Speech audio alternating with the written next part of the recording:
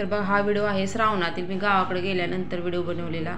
तर यूट्यूबला पाठवायला खूप वेळ झालेला आहे, तर म्हटलं आज पाठवूया आपण. श्रावण महिन्यात आम्ही शुक्राचार्याला गेलो होतो, आमच्या शेटपळ्यापासून जवळ आहे. तर श्रावण महिन्यात इथं खूप गर्दी असते. तर आमची घरची फॅमिली आम्ही 2 गाड्यावरनं गेलतो. तर बघा किती गर्दी आहे. आणि आधीमध्ये आलात आणि मध्ये आधी इथं कोणीच नसतं, एकदम भीती वाटते यायला एकट्याला. श्रावण महिन्यातच खूप गर्दी असते इथं. तर बघा भरपूर पायऱ्या आहेत खाली उतरून जाण्यासाठी.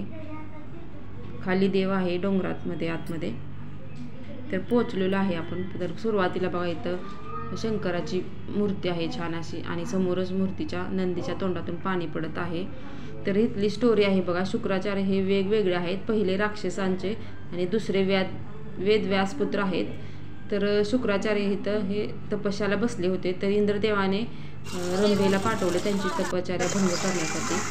तर शुक्राचार्य हे पळाले आणि डोंगरात असं गुप्त झालेत, असे दगडामध्ये गुप्त झालेत. तर तिथं बघा त्यांचा पाठीमागचा भाग फक्त दर्शन घेण्यासाठी आहे का, तर त्यांची तपश्चर्या भंग करण्यासाठी इंद्रदेवाने रंभेला पाठवलं होतं. त्यामुळे ते पळाले डोंगरात असे दगडात, आणि तिथंच ते गुप्त झालेत. तर हे मंदिर आहे बघा, आणि मंदिरात छान अशी शंकराची मूर्ती म्हणजे पिंड आहे. तर मंदिराचं बांधकाम पूर्ण दगडी बांधकाम आहे, आणि भरपूर जुने मंदिर आहे, भरपूर वर्षाचे आहे.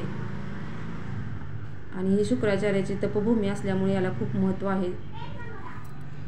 तर बघा बाहेरच्या साईडला भरपूर राऊंड आहे, आणि इथं भरपूर चिमण्या आहेत, त्यांना खायला टाकलं जातं. आणि मस्त हिरवगार झाडं पण वेगळीच आहेत, मस्त भारी वाटत आहे बघा. वडाचे असे पारुंब्या लोंबत आहेत खाली.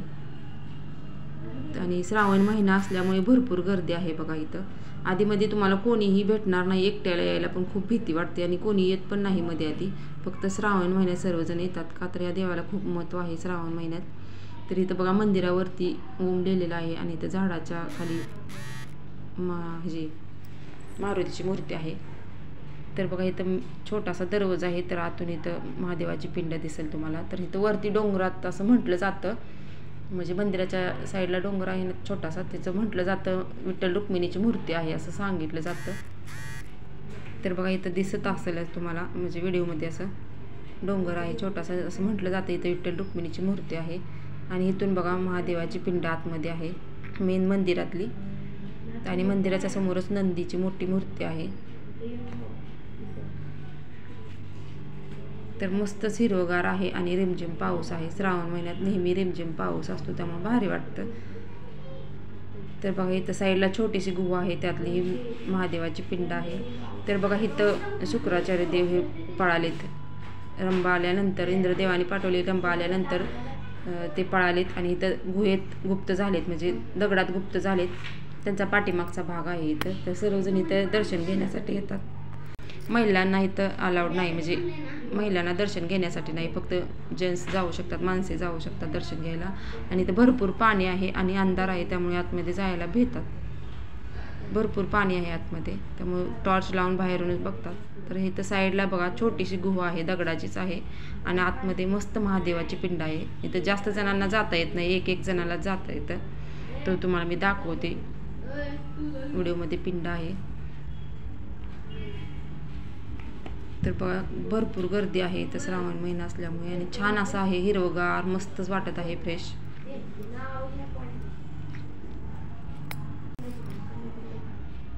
तर बघा आता मी आतमध्ये चाललेलं आहे, आणि अंधार असल्यामुळे पूर्ण अशी पिंड नाही दिसणार, फुलं ठेवलेत त्यामुळं दिसेल थोडीफार. व्हिडिओ तुमच्यासोबत शेअर करायला खूप वेळ झालेला आहे. श्रावण महिन्यातील हा व्हिडिओ आहे.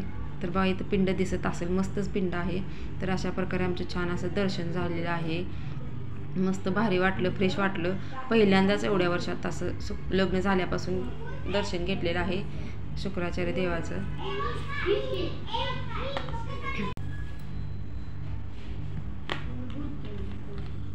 तर कसा वाटला आजचा, जर खाली बघा खालून पण रस्ता आहे, इथून माणसं चालत येतात. तर खाली मोठा धबधबा आहे, असं एन्जॉय करायला मस्त आहे, आणि गौशाळा पण आहे असं म्हटलं जातं. आम्ही काही गेलो नाही खाली, तुम्हाला दिसत असेल व्हिडिओमध्ये खालून चालत येतात माणसं. तर अशा प्रकारे आमचं छान असं दर्शन झालेलं आहे, आणि आम्ही निघालेलो आहे घरी. तर घरी जाताना आपण बानूरगड म्हणून आहे रस्त्यामध्येच, तर उंच असा डोंगर आहे, आणि त्याला बानूरगड असं नाव पडलेलं आहे.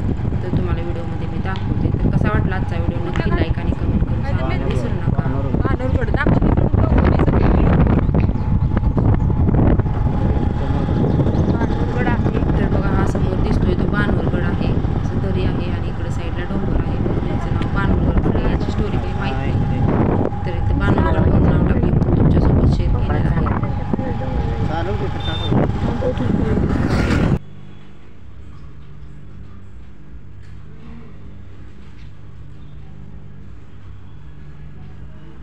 ह्या डोंगराला बानूरगड असं म्हटलं जातं. तर कसा वाटला आजचा व्हिडिओ नक्की लाईक आणि कमेंट करून सांगायला विसरू नका. भेटूया नेक्स्ट व्हिडिओमध्ये. तोपर्यंत सर्वांना बाय बाय.